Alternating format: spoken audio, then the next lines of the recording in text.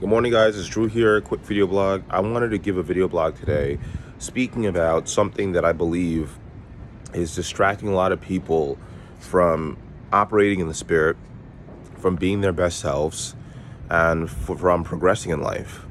And that is what I would like to call the idolatry of race. Now, if you are a Christian, you follow God. I'm a Christian, I follow God, and this is coming from that source. Okay? Idolatry is one of the sins that God hates the most, according to the Bible. I read in Isaiah how he got so upset about it. He's cursed generations upon generations for engaging in idolatry, and that's because it's kind of like, if you're a knowledgeable Christian, if you're knowledgeable about spiritual matters, you know that idolatry is one of the biggest insults to God. Okay, because if you can acknowledge that he's your creator, if you can acknowledge that he is the one who put everything together, and instead you find yourself worshiping the things that he creates instead of him, it's kind of like a slap in the face. It's kind of like insulting to him. That worship is really due for God. God created us with a tendency to worship, a tendency to engage in worship. Okay, but that worship is turned on its head and is perverted when we start worshiping the things that he created instead of him. When we start kneeling before the things that he created instead of him. Also, because God is so loving and he's so caring, I have witnessed myself as a human being that you tend to be limited or expanded by that which you worship. I'll repeat that. You tend to be limited or expanded by that which you worship.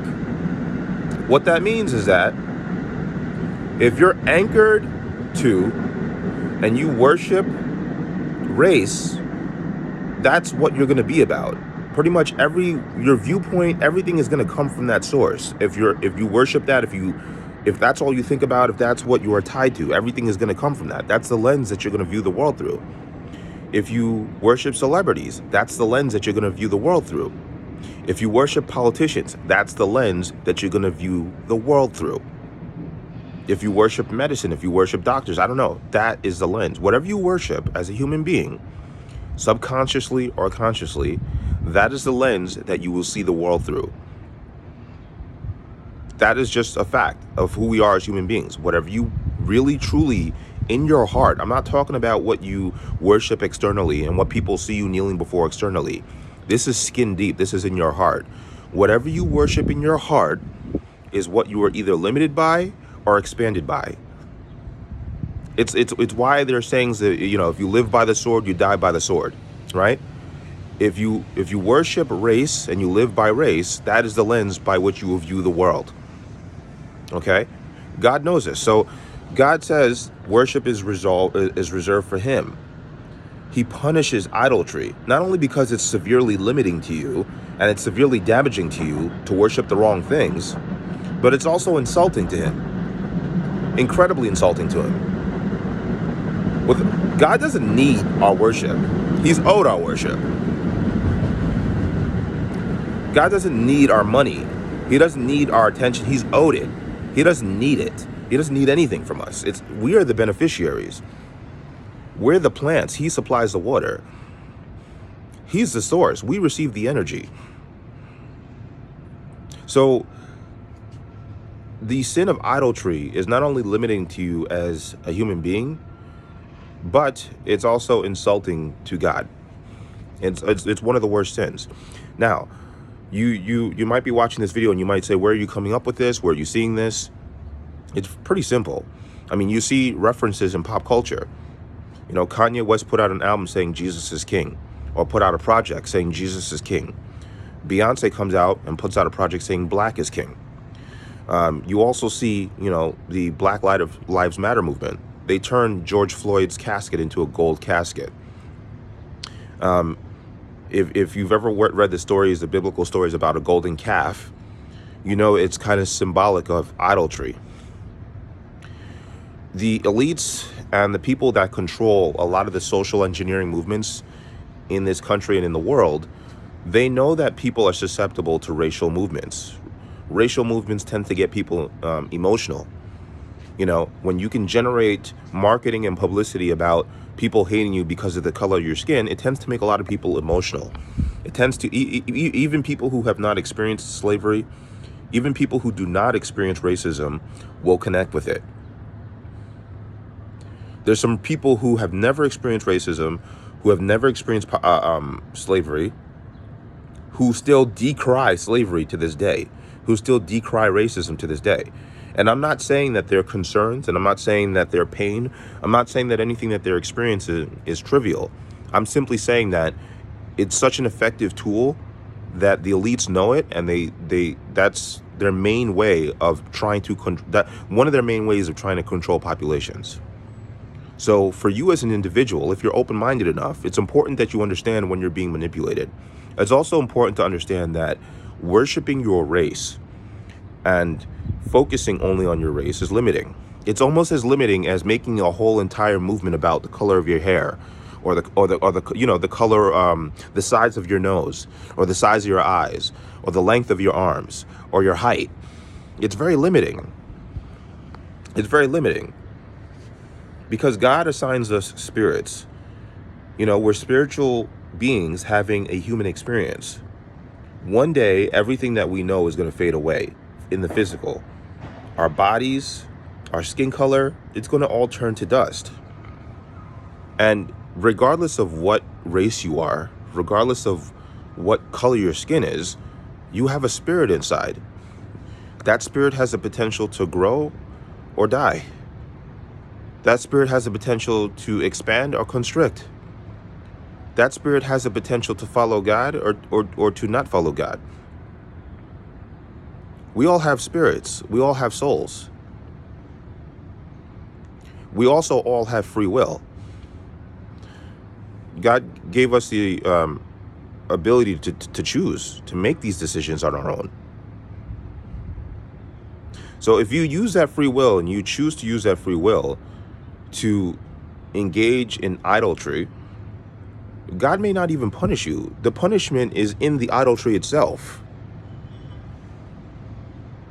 It's like putting your hand in fire and asking why the fire burned you, or submerging yourself under water for too long and wondering why you drowned. If you engage because of the nature of worship and idolatry, because of the nature of worship, and because human beings are limited, anchored to, or expanded by that which they worship, if you worship something trivial, you will be limited and you'll be anchored to trivial things. You cannot worship your race. I don't believe that you can worship something like your race or something like your physical features. You worship your vanity, I don't believe that you can worship trivial things and become truly great.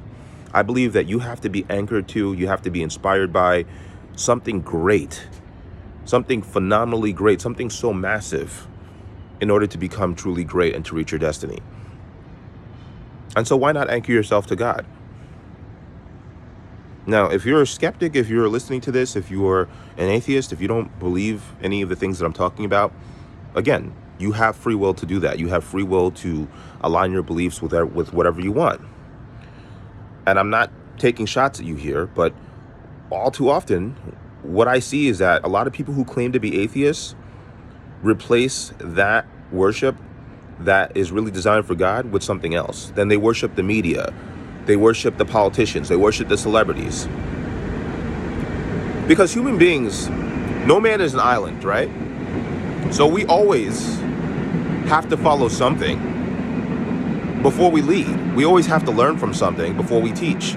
So it's like, if that's the case,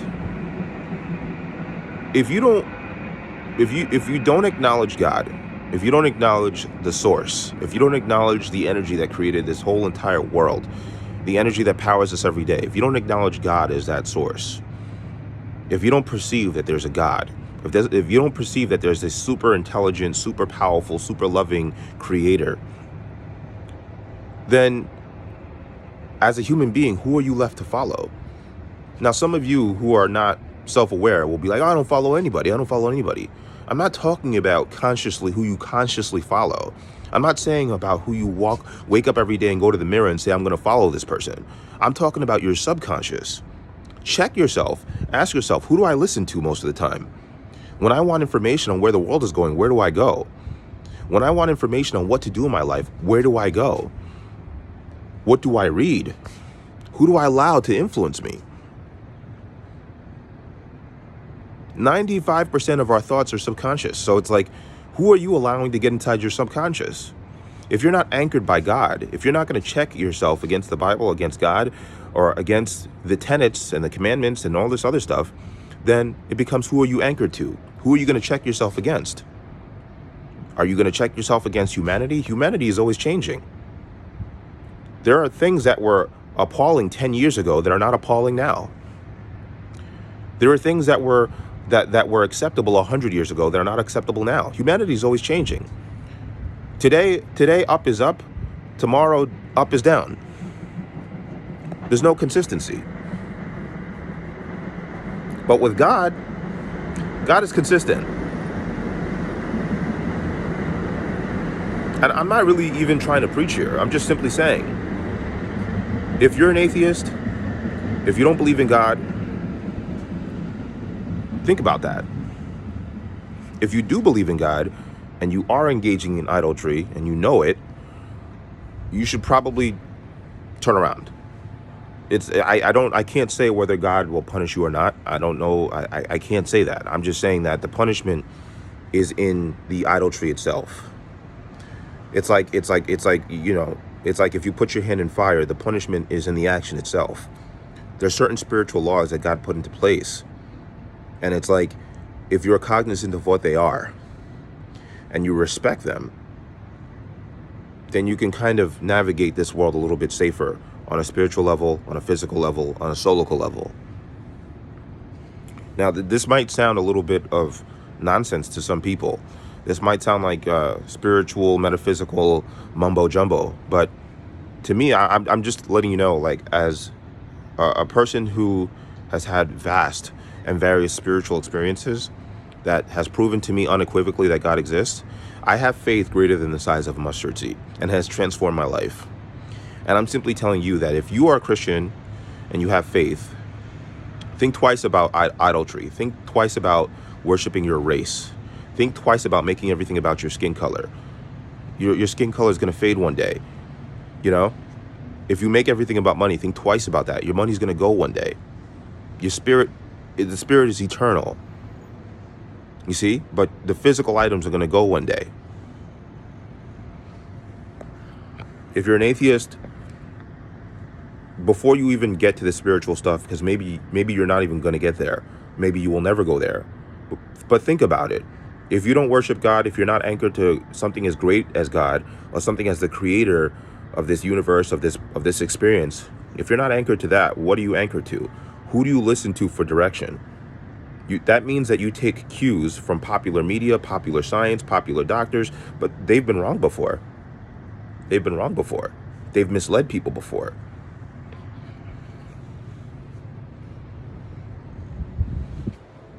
That's all I'm saying. This video is not made to judge anybody or to preach to anybody. These are my viewpoints. These are my opinions. And in my life, God has never steered me wrong. In fact, I've steered myself wrong, and God has put me back on course. And that's all I got to say. Avoid the idolatry of race. Avoid getting swept up in racial matters. You are more than just an Indian American, a Chinese American, or a Chinese, or an Indian, or a black person, or African, or Jamaican. You're more than just that.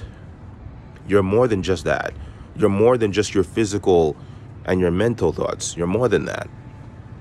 You're more than that. Engage your spiritual side. Find a way to wake up and empower and strengthen your spiritual muscles. You will be surprised at what gets revealed to you in wisdom. You'll be surprised at the love and the abundance that's waiting outside for you. Try it. Give it a chance. And that's all I got to say. God bless and peace.